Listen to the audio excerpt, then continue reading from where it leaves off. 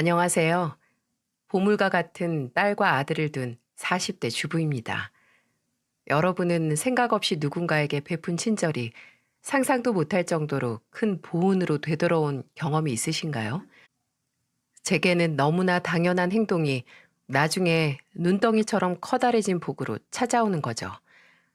떡 줄 사람은 꿈도 안 꾸는데 김칫국부터 마신다. 이런 말이 있잖아요. 저 같은 경우에는 떡이 있는지도 몰랐고 관심도 없었는데 정말 자다가 떡이 생긴 거죠. 모든 일의 발단은 제가 지금의 남편을 만나면서 시작됐어요. 저와 남편은 음식 소모임에서 만났는데요. 같은 관심사를 같은 사람들끼리 모여서 정보도 공유하고 대화도 하는 모임이었죠. 음식 모임인 만큼 서로만의 조리법, 맛집 등을 공유하고 만나서 새로운 맛집을 개척하기도 했고요.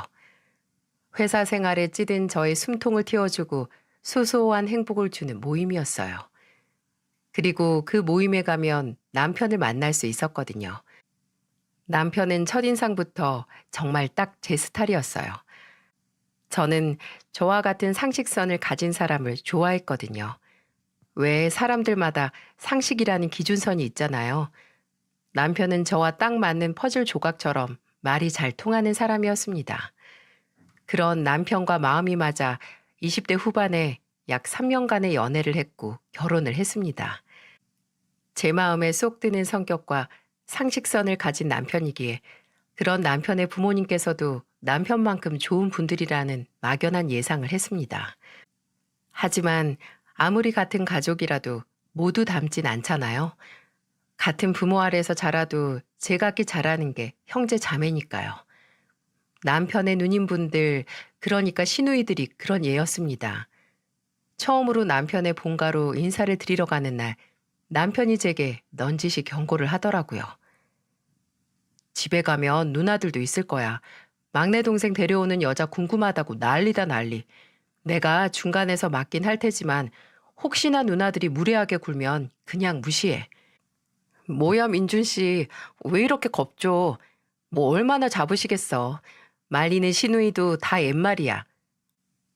우리 누나들은 그냥 시누이지 수준이 아니라서 그래. 아유, 사람들이 나쁜 건 아닌데 그냥 종종 사람 속을 긁는 소리를 아무렇지 않게 하거든. 우리 어머니 쏙 닮은 거지 뭐. 그러니까 주아 씨가 웬만해서 상처 안 받았으면 좋겠어.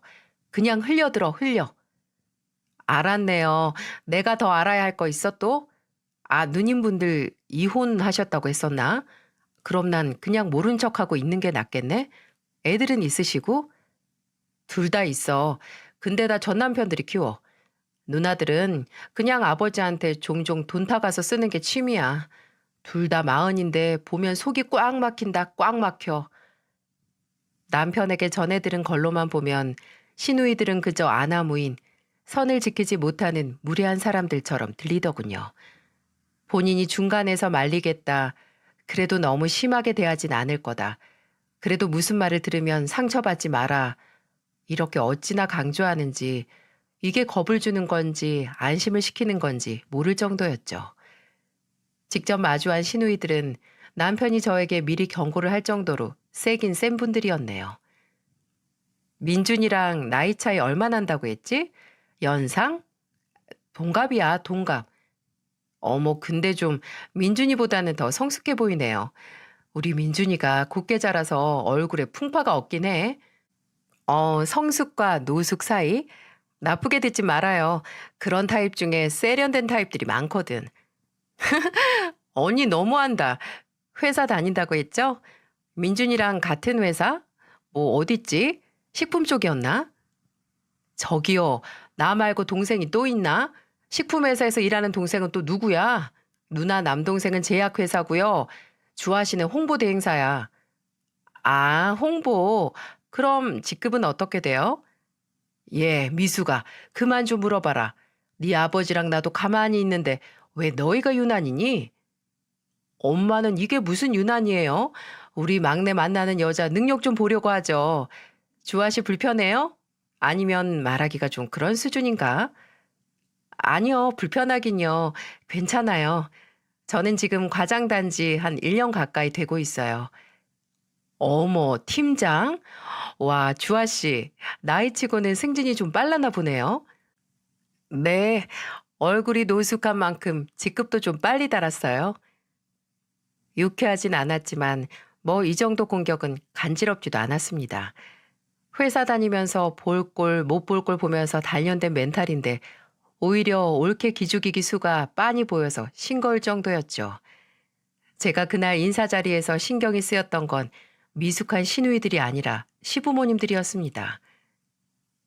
그래, 신혼집은 어디로 하기로 했다고?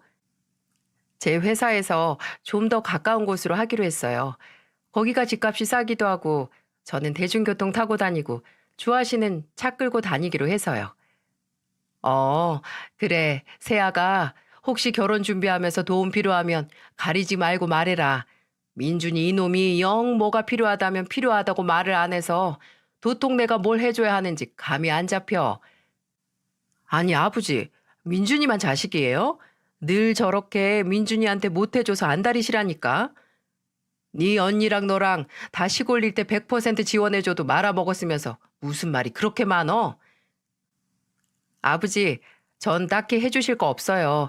예산도 저희가 모은 돈으로 넉넉하고요.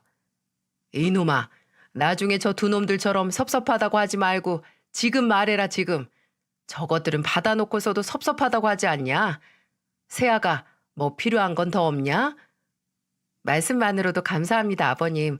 혹시라도 도움 필요하면 민준 씨 몰래 제가 말씀드릴게요. 그래, 그래. 이 재미없는 놈한테는 말하지 말고 나한테 직접 말해라. 아유, 아주 며느리가 예뻐 죽겠수? 눈에 넣어도 보지 그래요? 내가 또 뭘 거슬리게 했다고 그래? 마누라는 찬밥 취급하는 양반이 며느리 앞에서는 이빨 빠진 호랑이 마냥 허허실실거려서 신기해서 그래요. 신기해서. 어머니, 아버지가 언제 어머니를 찬밥 취급했어요. 좋은 날 꼭 해야 할 말도 아니고. 그래, 찬밥이었다가 끓임을 부어줘서 미지근하게 만들어주긴 했지. 참나, 언제 그렇게 다정한 성격이었다고 아주 꿀이 뚝뚝 떨어지네. 어? 분명 시아버지는 제게 정말 다정한 분이셨어요. 처음 얼굴을 보자마자 새아가 새아가 하면서 언제나 뭔가 챙겨주려고 하셨죠. 시어머님도 좀 묵뚝뚝하고 말이 별로 없으셨지 크게 나쁘신 분은 아니었어요. 까탈스럽긴 하셨지만 예의가 있는 분이었습니다. 근데 두 분 사이가 묘했어요. 특히 시어머니는 저녁 식사 내내 시아버지의 모든 말을 탐탁지 않아 하셨고 또 종종 괜한 트집을 잡으셨어요. 솔직히 그때는 아, 내가 오기 전에 두 분이 싸우셨나 보다라고 생각을 했죠. 남편도 딱히 말을 하지 않았으니까요. 시아버지가 시어머니와 또 시누이들과 사이가 좋지 않은 만큼 남편에게 의지를 많이 하셨어요. 남편은 종종 시아버지의 호출을 받고 가서 함께 술 한잔 하자고 들어오곤 했습니다. 시댁에서 새로운 식구가 된 절 가장 환영해 준 사람도 바로 시아버지였고요. 종종 제가 좋아하는 과일을 집으로 보내주시기도 하고 고기를 안 좋아하는 저를 위해 제철마다 생선, 해산물을 보내주시기도 했고 어쩔 때는 좀 황송할 정도로 잘해주시기도 했었죠. 어느 날 퇴근 전에 시아버지에게서 전화가 오는 겁니다. 여보세요? 아버님 웬일이세요? 세아가, 너 이제 퇴근하냐? 네, 이제 퇴근하려고요. 왜요? 내가 지금 너희 회사 근처인데 내려오면 바로 내 차 보일 게다. 네? 아버님이요? 갑작스런 방문에 어안이 벙벙했어요. 집도 아니고 회사에 오신다고? 무슨 일이 났나 싶어서 헐레벌떡 회사 건물 밖으로 나와서 시아버지의 차를 찾았습니다. 영문을 모르는 제가 조수석에 타면서 시아버지에게 무슨 일이냐고 물어도 기다려 보라고만 하시고 운전을 하시더라고요. 궁금증만 증폭시켜 놓고 시아버지가 저를 데려간 곳은 다름 아닌 근처에 있는 백화점이었어요. 그날은 저의 생일 전날이었고 시아버지는 제게 생일 선물을 사주시기 위해 백화점으로 저를 데리고 오신 거였죠. 내가 알아서 사고 싶어도 이 늙은이가 젊은 애들 취향을 어떻게 알아? 가서 원하는 걸로 골라 잡아라. 너무 싼 걸로 잡으면 통과 안 시킬 거다. 시아버지는 일정 금액 이상의 물건을 고르라고 제게 말씀하셨어요. 저는 백화점에서 덜컥 비싼 물건을 고를 수 없어서 발만 동동거렸죠. 죄송스럽게 늘 받기만 했으니 사람이 염치가 있어야죠. 처음엔 작은 향수를 골랐다가 시아버지에게 빠꾸당하고, 반지가 골랐다가 놓고 다른 거 고르라는 시아버지 압박에 결국 결혼하고 처음으로 시아버지께 받는 선물로 명품 가방을 고르고 말았습니다. 결제하면서도 제가 죄송해서 어쩔 줄 몰라 하니까 시아버지는 화통하게 웃으시면서 처음 선물이니까 큰 거 주지 내년에는 기대하지 말라고 하셨네요. 집에 와서 남편에게 시아버지께서 사주신 가방을 보여주면서 마음이 너무 불편하다고 했어요. 근데 남편은 그런 제게 이런 말을 하더군요. 당신이 선물 주는 맛이 나서 그래. 반응이 좋으니까. 반응? 우리 어머니랑 누나들은 아버지가 뭘 해줘도 너무 당연한 걸로 받아들이거든. 어쩔 때는 성에 안 차서 더 내놓으라고도 하고. 근데 당신은 아버지가 삼을 해주면 거의 팔 만큼 반응하잖아. 황송해서 어쩔 줄 모르겠다는 것처럼. 또 당신이 아버지한테 늘 말을 예쁘게 하기도 했으니까. 너무 부담스러워하지 마.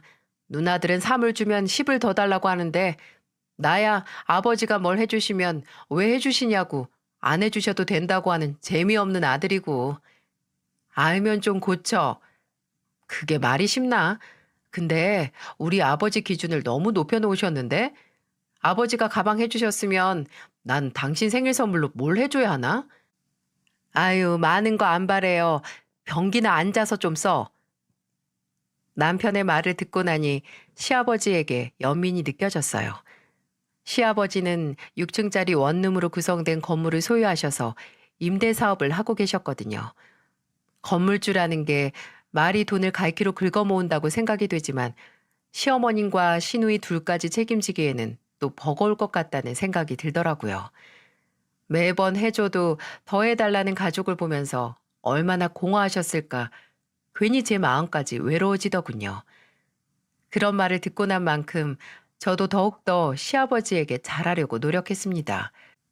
물론 시아버지께서 저를 챙겨주시는 것에는 못 미치겠지만 며느리로서 최선을 다했어요.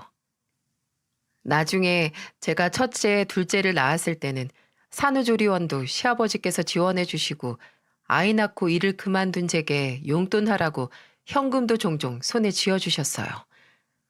아휴, 제가 이런 은혜를 어떻게 다 갚을 수 있을까요?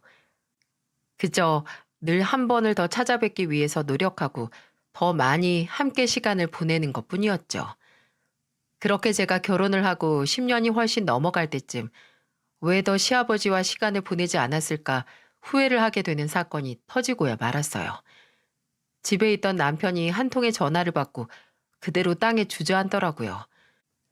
거실 소파에 앉아있던 저는 그 모습을 보고 바로 달려갔죠. 남편을 부축하면서 도대체 무슨 일이냐고 물으니까 남편은 입술을 파르르 떨면서 말하더군요. 아버지가 나 병원 가야 돼 지금. 아버지가 암이시래. 대체 다 이게 무슨 말인가요? 듣기만 해도 무섭더군요. 암이라니. 매번 건강검진이 귀찮다고 미루셨던 시아버지가 근래에 살이 많이 빠지셨거든요. 배가 아프다고 식사도 잘 안 하셔서 처음에는 여름이라 식중독은 아닌가 싶었는데 나이도 있으시니 저와 남편이 거의 반강제적으로 건강검진을 받으시게 했었어요. 근데 그 건강검진 결과가 저희에게 절망을 안겨준 겁니다. 남편이 보호자로서 시아버지와 병원에 가니 그 절망은 더 심각해졌죠. 시아버지는 정밀검사로 말기 췌장암 판정을 받으셨어요. 말기라는 단어에 저와 남편은 무너져 내렸습니다. 아니, 저희가 문제가 아니고 시아버지께서 이미 사기가 꺾이신 듯 보였네요.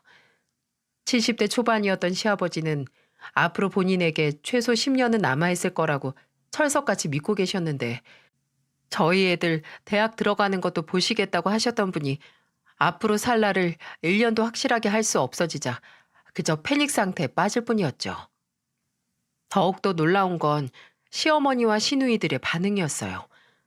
앞으로 시아버지의 항암 치료를 어떻게 할지 입원을 할지 집에서 치료를 다닐지 가족들이 다 같이 모두 모여서 의논을 했던 날이 있었거든요.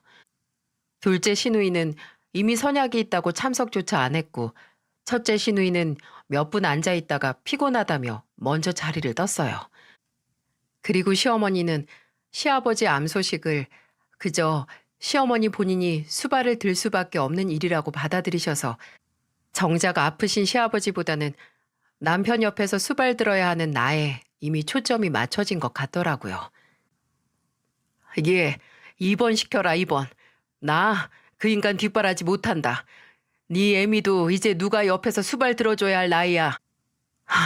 어머니한테 아버지 수발 들라고 안 해요. 아버지가 집에 계시든 병원에 계시든 간병 있을 거고 저도 자주 와서 도울 거고요. 어머님, 저도 계속 들를게요. 애들 학교 가고 유치원 간 시간에는 저도 집 비울 수 있으니까요. 그 인간은 뭐라고 하디? 치료 받겠대? 시아버지는 처음에는 치료에 의욕을 보이지 않으셨지만 남편의 설득 끝에 집중 치료를 시작하셨어요.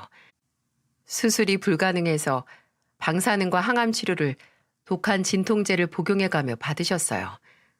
하지만 시아버지께서는 계속되는 고통스러운 치료에도 눈에 띄는 큰 차도가 보이지 않아서 더욱 치료 자체에 회의적으로 바뀌셨죠. 저도 남편도 매번 병원으로 출근 도장 찍으며 옆에서 응원했지만 시아버지는 항암 치료를 한 달 채우지 못하고 자의적으로 암 전문 요양병원에 들어가셨어요. 그곳에서 치료는 최소한으로 받고 그저 남은 인생을 천천히 정리하는 시간을 갖겠다고 하셨고요. 하지만 그리 최선의 선택은 아니었습니다. 저와 남편은 시아버지가 계시는 요양병원에 일주일에 못해도 2번은 방문을 했었거든요. 저는 주 4일도 방문했었고요. 근데 저희가 갈 때마다 시아버지 상태가 점점 안 좋아지시는 게 눈에 띄게 보이는 겁니다. 편찮으셔서 상태가 안 좋아지신다기보다 뭔가 정신적으로 요양병원에서의 생활이 도움이 안 되는 걸로 보였어요.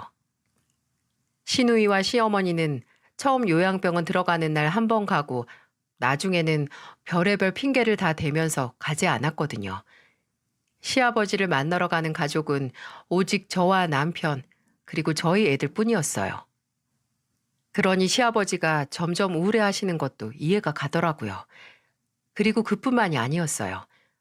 어느 날은 제가 일이 있어서 친정에 간 날 전화가 오는 겁니다. 바로 시아버지셨죠. 아버님, 무슨 일이세요? 식사는 하셨어요? 세아가, 너 어디냐? 저 잠깐 친정에 왔어요. 민준이는 지금 회사겠지? 얘가 통 전화를 안 받네. 아버님, 무슨 일 있으세요? 저한테 말하세요.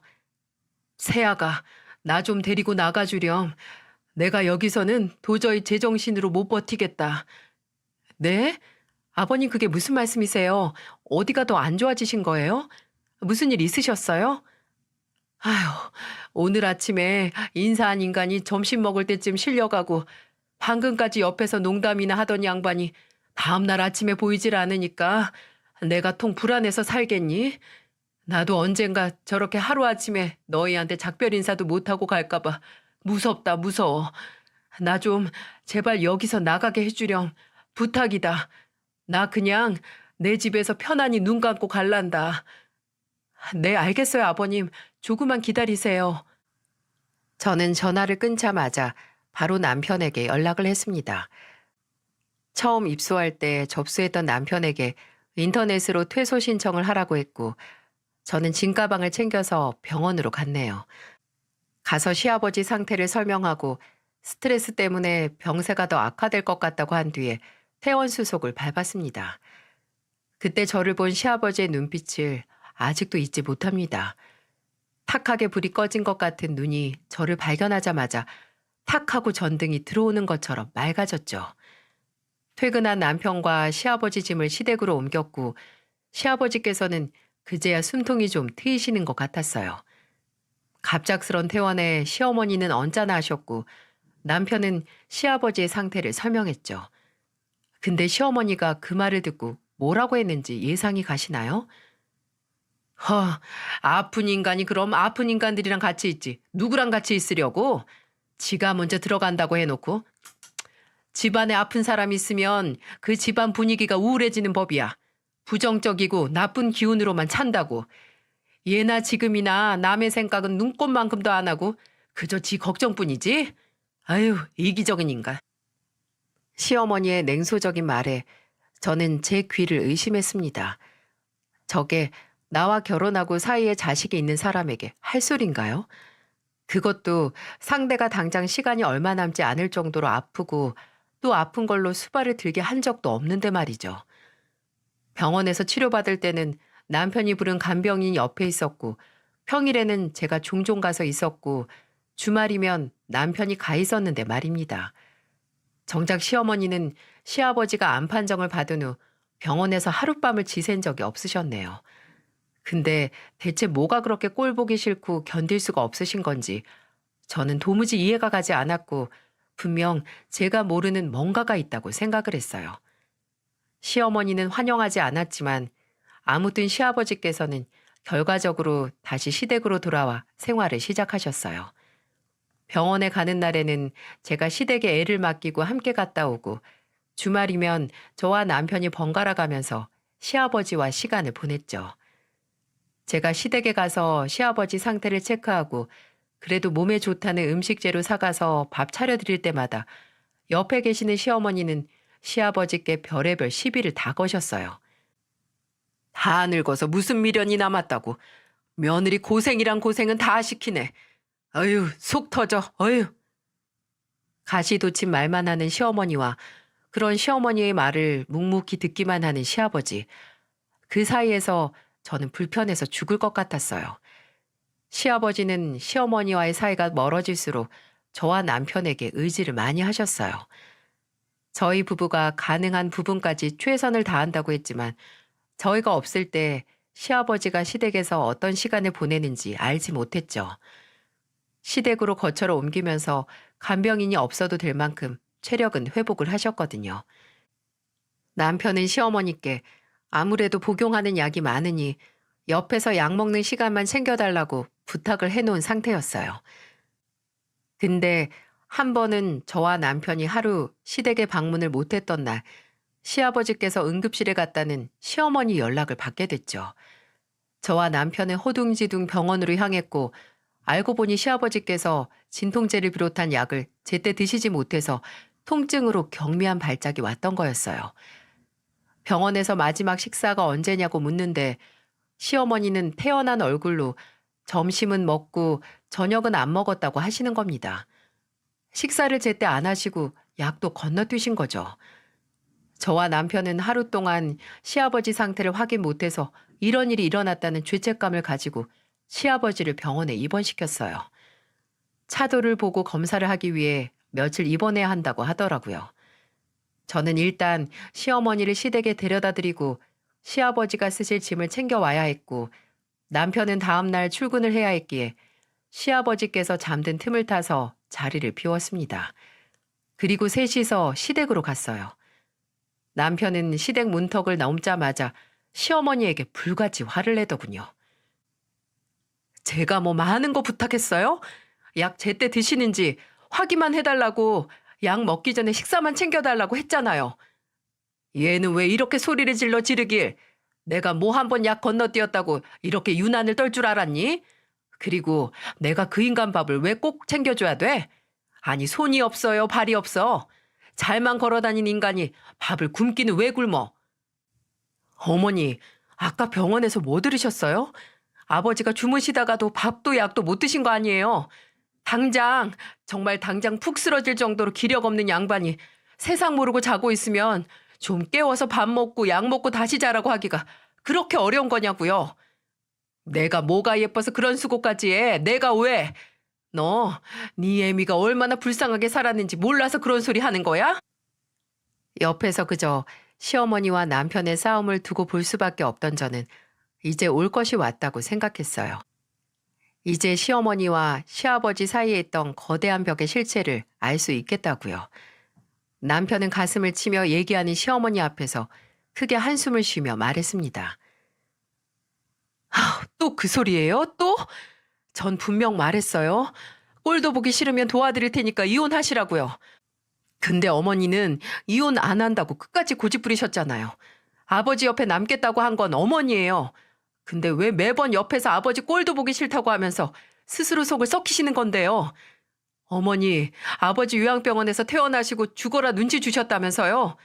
아버지가 주방에만 들어가시면 또 뭘 처먹으려고 들어간다고 눈치 줘서 아버지가 방 안에서 꼼짝도 못하게 만드셨다면서요. 그래, 내가 그랬다, 내가. 나 그 정도 눈치 줄 자격 있어. 그 인간이 젊었을 때 허구한 날 마음에 안 들면 나한테 손찌검하고 매번 다른 여자 만나면서 내 영혼 갉아먹었으니까 난 늙고 병든 인간 옆에 두고 눈치나 줘야 속이 풀리겠다. 그게 목적이었어요? 제가 이혼하라고 할 때도 아버지가 어머니한테 아무리 사과를 했어도 그저 이런 날만 기다리면서 살아오신 거예요? 예전에 잘못한 아버지한테 복수하려고? 뭐하러 그래요? 대체 뭐하러? 어머니, 그렇게 언제까지 살지 모르는 아버지한테 복수하신다고 예전에 쌓인 서러움이 풀릴 것 같아요? 어머니도 아버지도 그리고 옆에서 보는 저희도 그냥 피만 마른다고요, 피만. 네 아버지는 이미 알고 있었어. 내가 분명히 말했거든, 그 인간한테. 당신 늙고 병들면 두고 보라고. 내가 처절하게 외롭고 서럽게 만들 거라고. 네 애비는 그저 과거 업보 돌려받는 거다. 너나 고깝게 보지 마라. 네 애미도 젊었을 때는 지금 네 애비만큼 불쌍하게 살았어. 대체 왜 시어머니가 늘 시아버지를 못 잡아먹어서 안달이었는지, 두 분 사이가 냉랭하기만 했는지 이제야 이유를 알겠더라고요. 나중에 집에 와서 남편에게 듣기로는 과거 시아버지가 시어머니에게 잘못한 게 많았고, 나중에 시아버지가 점점 늙어가면서 기세가 누그러지니까 시어머니에게 사과를 했다고. 그 이후로는 시어머니가 원하는 건 거진 다 들어주신 모양이더라고요. 속죄의 의미로 말이죠. 근데 그게 끝이 없어, 끝이. 매번 아버지가 사과한다고 가져다 바치면 왜 이것뿐이냐, 이걸로 용서받고 싶냐, 무지하게 조롱하셨지. 그냥 그때부터는 어떤 보상으로도 어머니가 받았던 상처가 채워지지 않는 거야. 그래서 내가 독립하기 전에 어머니한테 말했어. 어떻게든 도와드릴 테니까 이제라도 이혼하시라고. 차라리 안 보고 사는 게 어머니한테 좋은 것 같다고. 너무 아버지와의 관계에 매달리고 집착하는 게 어머니한테 안 좋으니까. 근데 어머니는 죽어도 이혼 못한다고 하셨어. 누구 좋으라고 이혼해 주냐고. 그저 죽을 때까지 옆에서 괴롭힌다고 하시는 거야. 그게 뭐냐고 진짜. 그게 같이 사는 자식들한테 할 짓이야? 진짜 내가 피가 말라서 독립했어. 누나들도 도움 안 되니까 그냥 내가 나왔지 뭐. 본인에게 상처 준 사람에게 남은 평생에 걸친 복수를 한다는 시어머니와, 아내에게는 나쁜 남편이었지만 자식에게는 좋은 아버지였기에 그런 아버지도 사랑하는 남편 모두 다 이해가 갔기에 어려운 문제였어요. 하지만 확실한 건 하나 있었어요. 시어머니의 복수 방식이 당장 살 날이 얼마 남지 않은 시아버지에게 가혹하다는 것과, 자식인 남편은 물론이고 시어머니 본인에게도 유해하다는 것을요. 이 사건 이후로 남편과 시어머니 사이의 골은 점점 더 깊어졌습니다. 남편은 이 문제를 나 몰라라 하는 시누이들에게도 점점 뒤돌기 시작했어요. 아예 일말의 희망도 기대도 하지 않게 됐죠. 저도 마찬가지로 인간적으로 시누이들이 이해가 가지 않았고요. 저희 집에는 당장 시아버지에게 내어드릴 방이 없었기에 그저 제가 시댁으로 출근하듯 가서 시아버지를 챙겨드렸고요. 남편은 퇴근을 아예 시댁으로 해서 하루에 한 번은 시아버지 얼굴을 봤습니다. 그리고 주말이면 꼭 저희 애들을 데리고 시아버지를 찾아갔죠. 얼마 남지 않은 시간, 손주들과의 시간을 어떻게 해서든 더 보내게 해드리고 싶었으니까요.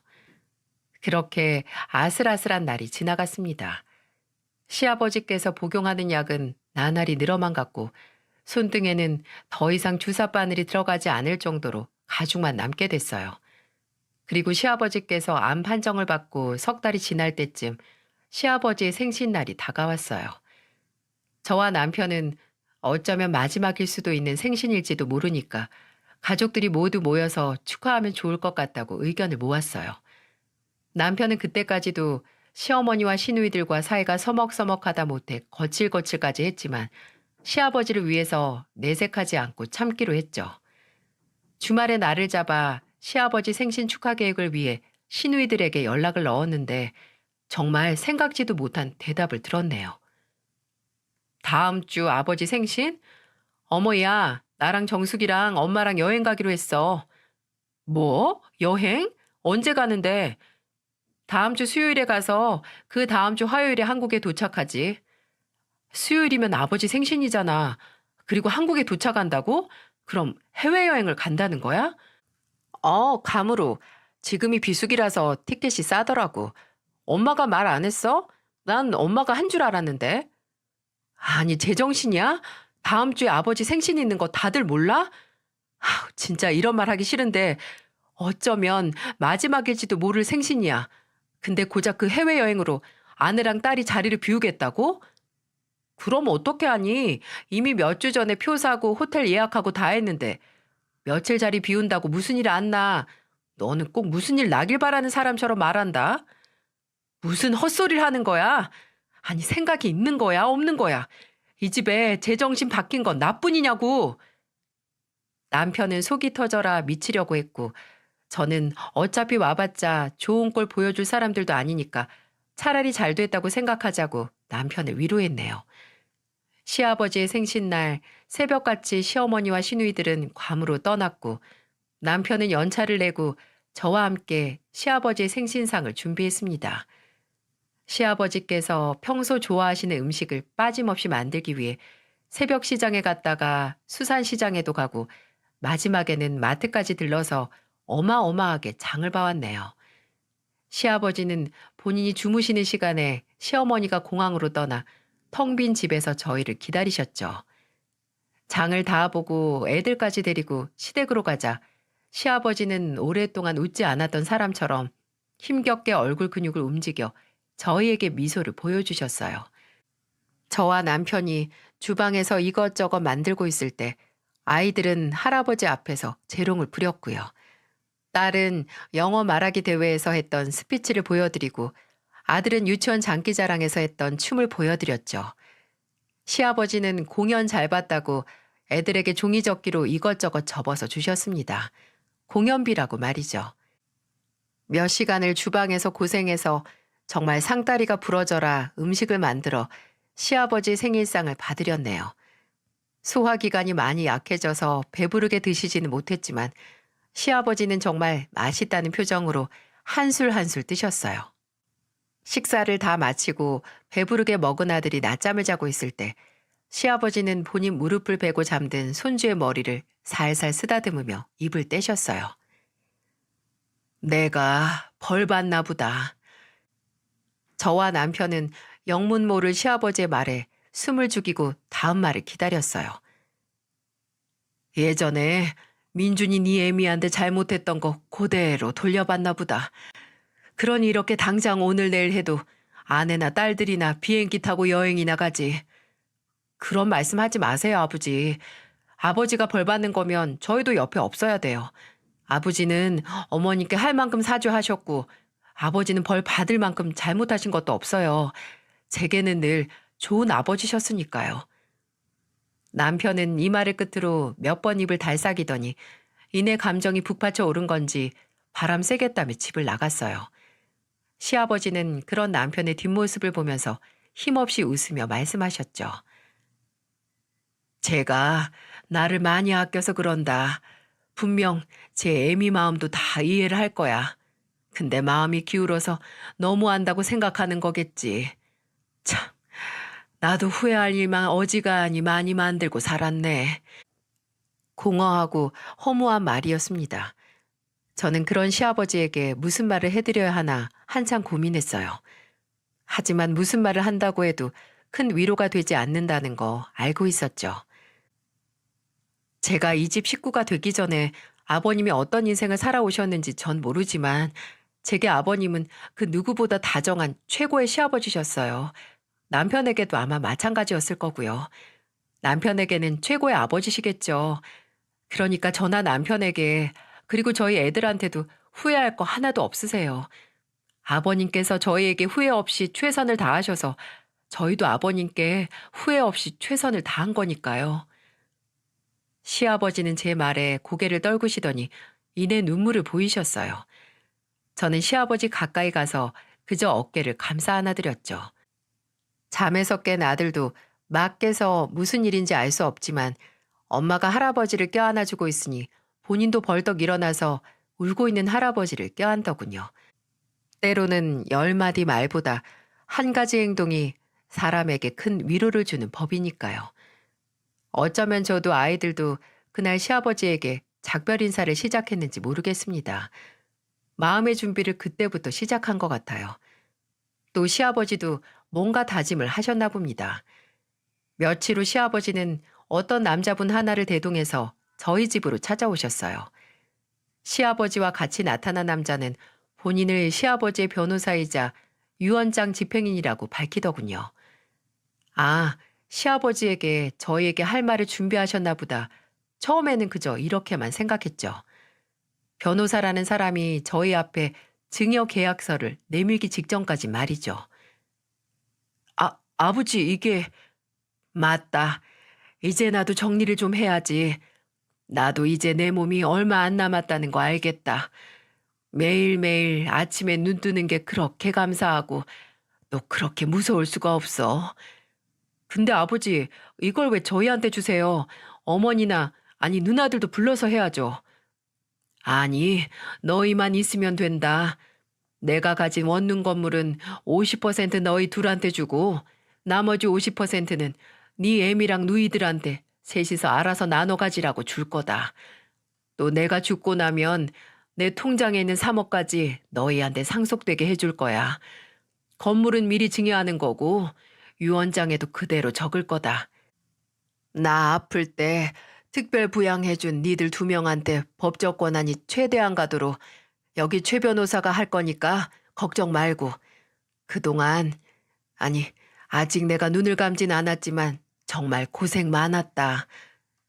아버님, 아버지, 이러는 게 어딨어요. 제가 뭐 이런 거 원한다고 지금까지 아버지 모신 줄 아세요? 니들이 재산 노리고 한 거 아니라는 거 누구보다 내가 더 잘 안다. 나는 그저 후회하지 않으려고 그러는 거야. 내가 이 돈을 끌어안고 죽겠니? 어디다가 뿌리겠니? 이 재산을 당연하게 생각 안 하고 거저 얻은 게 아니라 내 일부라고 생각하고 소중하게 여길 사람한테 더 많이 가도록 하는 것뿐이니까 부디 받아주길 바란다. 다시 한번 참 고생 많았다. 민준이는 답답한 아버지 옆에서 참느라고 고생 많았고 우리 새아기는 다 늙은 시아버지 간병해 주느라고 고생했고 내가 참 너한테 미안한 게 많어. 시부모도 부모라고 참 애썼어. 그런 말씀 하지 마세요. 먼저 저를 딸처럼 잘해주신 건 아버님이세요. 전 진짜 그냥 해주신 만큼 드린 건데, 아니, 저한테 지금까지 해주신 만큼 다 돌려드리지도 못했어요. 아니다. 줄 만큼 많이 줬어. 너희 덕분에 내가 후회 없는 인생을 산 것 같다. 그것만으로도 좋게. 이제 정말 눈 감는 게 두렵지가 않다. 마지막으로 내 뜻대로 너희가 이걸 받아줘야 정말 끝까지 후회가 없을 것 같다. 부디 너무 부담스럽고 마음 무겁게 느끼지 않았으면 좋겠구나. 저와 남편에게는 너무나 당연한 행동이었는데 시아버지께서는 눈 감아서도 후회 없게 만들 만큼 영향을 준 모양이었어요. 그 말이 너무 버겁고 또 죄송한 거 있죠? 시아버지의 뜻대로 증여계약서를 변호사의 도움대로 작성했습니다. 시아버지는 그제야 만족스럽게 웃으셨어요. 하지만 저와 남편은 예상했습니다. 이걸 시누이들과 시어머니가 그대로 넘어가진 않으실 거라고요. 말이 씨가 된다고 한 차례 난리가 나섰습니다.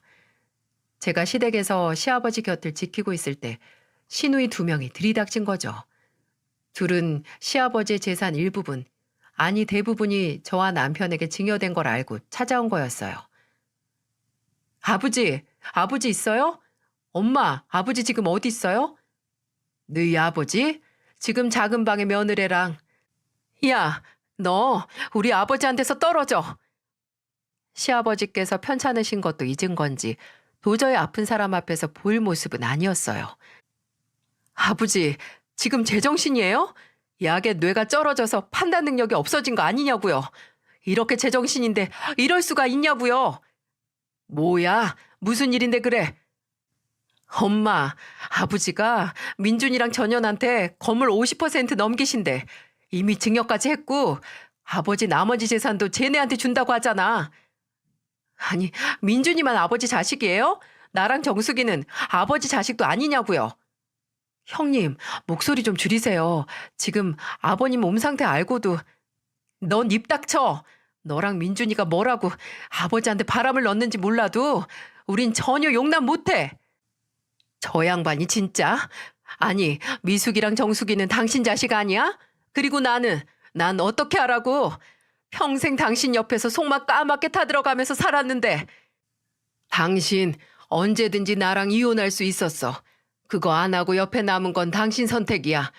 이제 상관 안 해. 내 인생 절반을 당신한테 미운 짓 하고 또 절반은 사과하고 산 걸로 좋게. 한 놈은 기억 못하고 당한 놈만 기억한다더니 당신이 사람이야? 당신이 나한테 어떻게 했는데? 그래, 그거 지금까지 당신한테 쭉 사죄해왔고 이제 상관없어. 어차피 당장 내일 아침에 못 일어나도 이상한 것 없으니까 더 이상 후회할 일 안 만들고 살 거야. 그리고 미숙이, 정숙이 너네 한평생 아버지 등골 빼먹고 살았으면 나머지 인생은 알아서들 살아. 내가 한 푼도 안 줬으면 억울하지라도 않지. 건물 나머지 50% 니들이랑 네 애미한테 줄 거니까 사이좋게 논아서 뭐든 하고 살아. 일을 해, 일을. 이것만으로 니들한테 많이 하는 거다. 언제까지 변변치 않은 직업 하나 없이 애비한테 타간 돈으로 살 거야? 아버지가 아무리 돈 묶어놔봤자 돌아가시면 바로 소송 걸 거예요. 공정하게 분배해야지. 쟤네가 뭐가 예쁘다고 그걸 다 줘요? 그럼 니들은 나한테 한 번이라도 공정했었냐? 그저 니들 애미한테 들은 혐오와 미움 그대로 받아들여서 애비를 애비 취급도 안 했으면서 나는 마지막까지 나한테 잘했던 민준이랑 세아가한테 내 남은 최선을 다할 생각이다. 더 이상 군말하지 마. 더 말 보태면 나머지 50%도 도로 없던 일도 만들 테니까. 최 변호사한테 이미 다 말해놨다. 니들이 상속 재산 분할로 끝까지 물고 늘어질 테니 잘 막아달라고. 아버지, 어떻게 이러실 수가 있어요? 입 다물어. 이게 내가 해줄 수 있는 마지막 부모 노릇이야. 제발 독립 좀 해라, 독립 좀. 몸뿐만 아니라 심적으로도 독립해서 일하면서 제목 해내면서 살아. 거의 울부짖는 시누이들에게 시아버지는 단호했어요. 더 이상 물고 늘어지면 줬던 것도 빼앗고 경찰을 부르겠다고 했더니 분이 안 풀려서 이곳저곳 치고받고 하더니 나가버렸네요. 여전히 믿지 못하겠다는 듯이 노려보는 시어머니에게 시아버지는 이렇게 말하셨어요. 고만 쳐다봐. 어차피 꼴도 보기 싫은 얼굴 왜 자꾸 쳐다보나. 어차피 나 같은 인간은 포기했잖아. 왜 이제 와서 더 실망한 척을 하시나? 나는 이제 당신한테 할 만큼 했으니 예쁜 딸 둘이랑 잘 살아. 내가 지금까지 당신한테 미안했던 일이나 그간의 정을 생각해서 이 집은 내버려 둘 테니까 잘 살아. 나처럼 아프지 말고. 그게 시아버지가 시어머니에게 한 마지막 말이었어요. 남편과 저는 더 이상 시아버지를 시댁에 둘 수 없어서 저희 집으로 모셔왔습니다. 처음엔 왜 왔냐고 구박하던 시어머니도 시아버지가 나간다고 하자 난리를 부렸네요. 이제 와서 또 나가냐고 하면서요. 저희 집으로 오신 시아버지는 후련해 보이시기도 했고 또 서글퍼 보이시기도 했어요. 그리고 계속해서 혼자 중얼거리셨고요. 그래, 후회하면 안 되지. 후회하면 안 돼. 마치 본인에게 되새기는 듯한 말이었어요. 어딘지 그 모습이 결의에 차 있어 보여서 쉽게 다가갈 수도 없었죠. 그렇게 시아버지가 암 판정을 받고 10개월쯤 지났을 때 시아버지께서는 원하시던 대로 주무시다가 세상을 떠나셨어요. 아기처럼 잠든 얼굴로 더 이상 눈을 뜨지 않으셨죠. 마지막 가는 것까지 후회 없는 모습이었습니다. 저와 남편은 어느 정도 예상을 했고 마음의 준비를 했다고 생각했는데 전혀 아니었어요. 시아버님의 장례식 내내 눈물은 멈추지 않았고 또 동시에 웃음도 멈추지 않았습니다. 저와 남편은 예전 시아버지의 모습을 회상하며 울고 웃었어요. 정말 끝까지 사람을 질리게 만들었던 건 장례식 내내 시누이와 시어머니가 오지 않았다는 거였어요.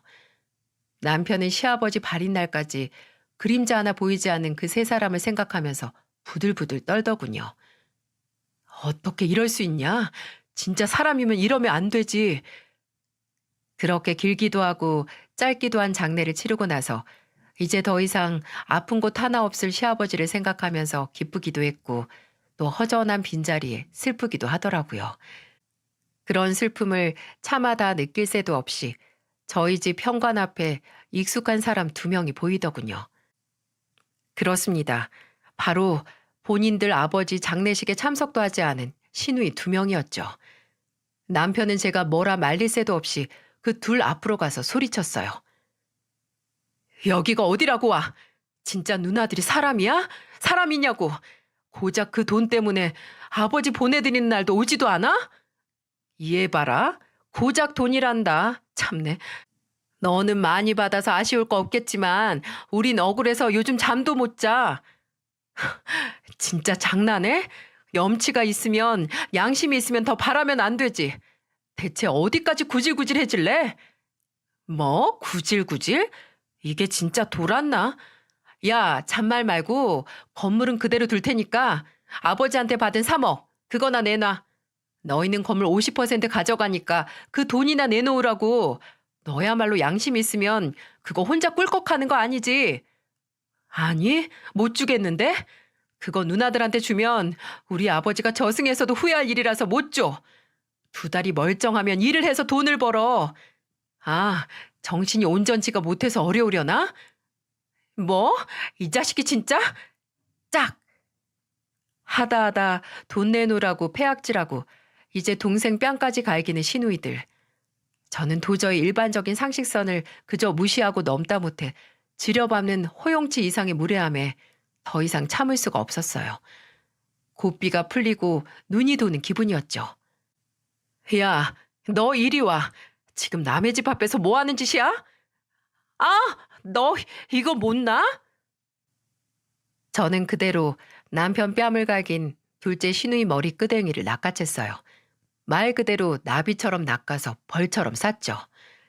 옆에서 남편이 저를 말렸지만 저는 정말 오랫동안 참았거든요. 시누이 두 명의 주제넘는 행동들을 말이죠. 야, 니들이 아버님한테 대체 뭘 해드렸어? 얼굴 비추는 것도 안 한 것들이 왜 이제 와서 걸리니 뭐니 난리냐고. 너 이거 안 놔? 이거 당장 놔. 손모가지 부러뜨리기 전에. 아, 무섭다, 무서워. 부러뜨리라고. 내 손모가지 부러지면 너는 모가지 날아가는 거야. 제가 둘째 시누이 머리끄댕이를 마치 질기고 질긴 미역 마냥 잡고 놔주질 않자 남편은 경찰에 신고를 했습니다. 남의 집 앞에서 돈을 달라고 난동 부리는 두 명을 데려가라고 말이죠. 이후 시누이들은 포기를 하지 않고 저희를 찾아오고 연락을 해왔습니다. 심지어 진짜 상속증여 재산 분할을 신청했지만 시아버지께서 남기신 유언이 법적 효력을 발휘해서 기각됐죠. 몇 달이 지나 더 이상 저희에게 뭔가 받아낼 수 있는 게 없다고 판단하자 아예 다른 먹잇감을 찾더군요. 바로 시어머니였죠. 시누이 두 명은 시어머니가 사는 집까지 팔아 나눠가지고 시어머니를 월세집으로 이사시켰습니다. 이것도 나중에 거의 연을 끈다시피 한 남편에게 시어머니가 연락을 해서 알 수 있었어요. 믿어지시나요? 시누이들에게 부모님이란 존재는 그저 뼈만 남을 때까지 살이란 살은 모조리 발라먹는 생선과도 같은 존재였던 거예요. 하지만 남편은 이미 질릴 대로 질리고 마음이 뜰 대로 떠서 시누이들에게 탈탈 털리고 혼자 남은 시어머니에게 연민조차 느끼지 않았어요. 남편에게 시어머니는 그저 본인의 복수를 위해 다른 가족들까지 괴롭게 한 사람, 그 이상 그 이하도 아니었거든요. 마지막까지 그 복수와 증오로 시아버지 장례식까지 불참했던 게 남편에게는 큰 상처였나 봐요. 주기적으로 시어머니에게서 연락이 오긴 합니다. 이번 명절에는 올 거냐, 다음 명절에는 올 거냐, 손주들이 보고 싶다고요. 남편은 제게도 그냥 무시하라고 했어요. 본인에게 천재지변이 일어나지 않는 이상 다시 시어머니를 보러 갈 일은 없을 거라고 하더군요. 복수를 시작할 때는 무덤 2개를 준비하라는 말이 있죠. 복수할 상대방과 복수하는 나 자신을 위해서요. 물론 사람이 살면서 억울하고 불합리한 일에 대한 복수는 정의 구현의 이름으로 필요하긴 하지만 복수는 잘못했다가는 너무나 쉽게 나 자신 또한 파멸로 이끌 수 있다는 생각이 듭니다. 시아버지를 향한 시어머니의 증오는 너무나 역사가 길고 그만큼 묵을 대로 묵어서 언젠가 복수의 목적도 또 정당성도 모두 변질된 건 아닌가 싶어요. 이해도 되고 안타깝다가도 뭐하러 그렇게까지 했나 하는 생각에 속이 답답하기도 합니다. 사실 시아버지께서 돌아가신 지 이제 5년이 다 되어갑니다. 그저께 베란다에 둔 서랍장에서 시아버지가 애들에게 접어주셨던 종이접기 꽃이랑 동물들을 한 움큼 발견했거든요. 왜 애들이 재롱을 부려서 공연비라고 대신 주셨던 거 말이에요. 딸이 상자에 넣어 지금까지 잘 간직했나 보더라고요. 그걸 보니까 괜히 돌아가신 시아버지가 그립기도 하고 또 그간 있었던 일을 정리해서 평소 제가 즐겨 듣던 채널에 보내보고 싶어졌어요. 남편은 아직도 종종 술이 들어가면 시아버지를 회상하며 울곤 합니다. 여보, 왜 늘 못해드린 것만 기억날까? 뭐 하나 제대로 해드린 게 없는 것 같아서 왜 그랬지? 내가 뭐 얼마나 바쁘고 비싼 놈이라고. 사랑이란 형태의 종착지는 늘 후회인 것 같아요. 내가 살아생전 얼마나 잘하려고 했어도 떠나고 나면 그저 왜 더 잘하지 못했을까 하는 후회가 남기 마련이겠죠. 저와 남편은 어떻게 해서든 그런 후회를 남기지 않기 위해 노력했고 시아버지께서 진심을 알아주신 건 아닐까 합니다. 그리고 저희가 후회 없으려고 한 만큼 시아버지께서도 저희에게 후회가 남지 않게 잘해주신 거겠죠. 시아버지께서 남겨주신 재산은 잘 정리해서 훗날 그토록 애지중지하시던 저희 애들에게 쓰고 싶습니다. 저희 애들 대학 가는 것까지 보고 싶어 하셨는데 할아버지가 남겨주신 재산으로 공부해서 원하는 대학에 들어가는 모습을 꼭 하늘에서 지켜봐 주셨으면 합니다. 세월이 슬픔은 완화시켜주지만 역시 그리운 만큼은 언제나 그대로인 것 같네요. 시아버지 손길이 고스란히 남겨진 종이접기를 보고 언제나 다정하셨던 시아버지를 그리워하는 날입니다. 기나긴 이야기 들어주셔서 정말 감사드려요. 제 이야기를 들어주신 모든 분들께서는 늘 후회 없는 순간을 사셨으면 합니다.